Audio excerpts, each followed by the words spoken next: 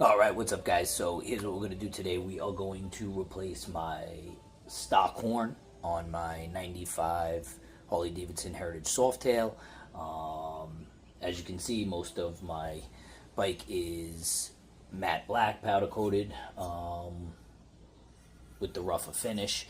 But what I'm going to do is I'm actually going to pull this off today and I'm going to replace it with the dual track Moto horn. I got two of these. I've watched a couple of other videos. I'm going to try and make this one a little clearer than some of the others I've watched. I also think I'm going to go with a setup like this, although I've seen most setups like this. I think I like the way this looks a little better. I also think I'm going to get rid of the stock horn completely. In a lot of these videos, I've seen people keeping it and doing the 3 horn.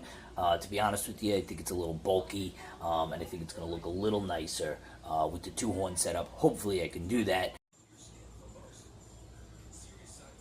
In this instance, I think we're going to go with function over fashion. I think safety is more important. I'd rather get home and look ugly than look good and not make it all the way home. So we're going to probably end up losing that completely. And then my final setup's probably going to be something like this. I'll show you what came in the pack. So this is the dual horn track setup. Don't mind the box, guys. Everything inside seems like it's totally good. We had a storm here in New York, and it sat outside for a little while, so it was pretty beat up. But it looks like everything was safe. The horns came in these pouches, so hopefully that helped. And then you got your 2 horns. You got your 2 Y connectors. Boom, boom. You got your 4 leads and your 2 connectors. And then you got some hardware here. I'm assuming this is if you're going to mount your horn somewhere else. A lot of people have been mounting them on the front of the bike. This is a great spot for it if you wanted to do that. I obviously... I have the engine guards on here, so I won't be mounting it here. I've also seen, although I don't have a spot for it necessarily, I've seen some people mounting them down low as well. But I'm going to keep it right in the stock spot. I think it's going to be far enough away from the engine that we won't have any trouble. Although these are plastic, they're pretty heavy. They're pretty heavy duty, what I'm assuming is, PVC plastic, so they should do just fine. I'm going to go right there with it. Okay, some other stuff that came in the box. It's got, obviously, your instructions. Read me. I did. I've also, like I said, watched a few videos, seen some setups that I liked, seen some that I didn't. So that's everything that's included in the box. Now I'm going to go ahead and pull this off. We'll start the install. Alright, so we're going to go ahead and start.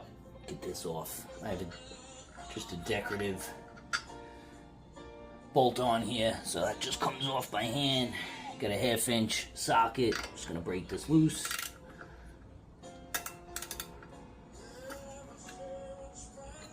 Okay. Once I'm loose, that's it. These are easy to screw up. Just gonna go ahead and take this off.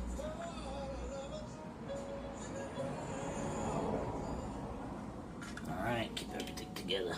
Back this out. Let's take a look at what we got here now. What kind of setup we're looking at. And what the best way to go about this is going to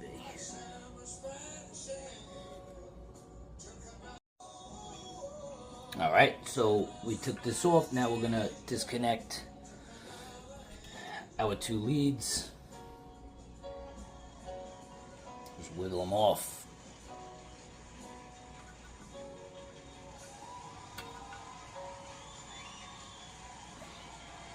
Bike is 31 years old, so everything's a little tight and delicate.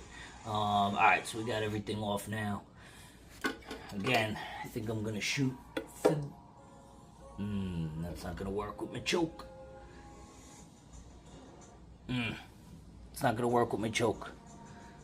That setup is not going to work. So, if you have an older bike,